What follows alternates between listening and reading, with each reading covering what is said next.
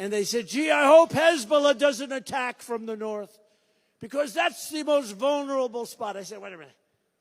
You know, Hezbollah is very smart. They're all very smart. The press doesn't like when they say it. I have to ask you about some of these recent comments by the GOP frontrunner, someone you support, former President Trump. He praised Hezbollah as, quote, very smart. Israel's communication minister called that language shameful. Do you agree? Is that shameful language, Senator? Yeah, that was a huge mistake. If I were President Trump, I'd talk about being the strongest president for Israel in modern times.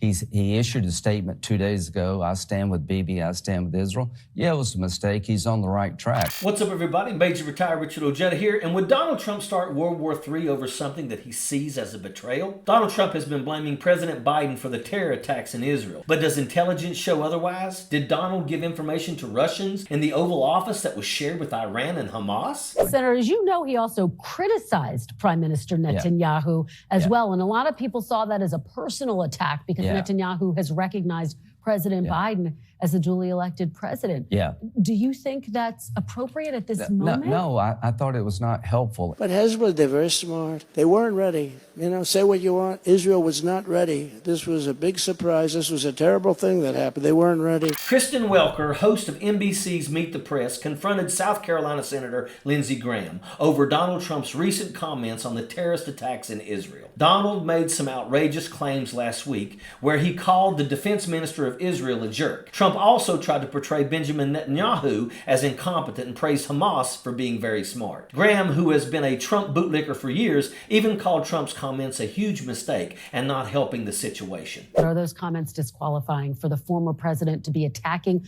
America's closest ally in the Middle East when they have just undergone this attack, the largest attack against Jews since the Holocaust, Senator? I'm not here. I haven't beat on Biden a whole lot. It's his policies toward appeasing Iran, withdrawing from Afghanistan, and looking weak in the eyes of Russia. Are they disqualifying?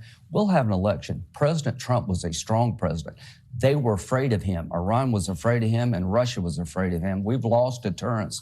We need to regain it. I'm not here talking about the 24 election. I'm talking about destroying Hamas and a way that will make Israel safer and the Palestinian people freer. The White House also pushed back over Trump's criticism of Israeli Prime Minister Netanyahu and misinformation. Right after the horrific attack, Donald made the false allegation that terrorist groups had used $6 billion in U.S. taxpayer funds to carry out the horrific slaughter of innocent people. These unfounded accusations proved to be inflammatory and untrue. Secretary of State Anthony Blinken confirmed that not a single penny from the Doha account had been spent. That money, if you remember, was from South Korean oil agreements with Iran. That money was frozen by sanctions and still sits in Qatar untouched. It's not taxpayer money like Trump had claimed. So why would Donald Trump make such outrageous and destructive claims right after the worst terrorist attack in Israelis' history? Revenge. Everything is about revenge with Donald Trump. When Prime Minister Netanyahu acknowledged Joe Biden as president, Donald saw that as a betrayal. Donald told his audience last week that Netanyahu wasn't prepared for the terrorist attack and tried to portray him as incompetent. Welker asked Graham if he thought this type of rhetoric was appropriate. Graham said no, it's not helpful at all. Kristen Welker wanted to know if Donald's comments should disqualify him from running for president, to which Graham deflected. He said that he wasn't there to talk about the 2024 election. He changed the subject and then said that we need to elect Jim Jordan as Speaker of the House. Graham and Jordan are complicit criminals. The Republicans are without a leader or a plan. They offer nothing but far-fetched conspiracies and lies. How cold can someone be to spread such horrible accusations in the face of such tragedy? Trump and Graham are at the bottom of the barrel, and that is an absolute fact. Sappers clear the way, airborne all the way.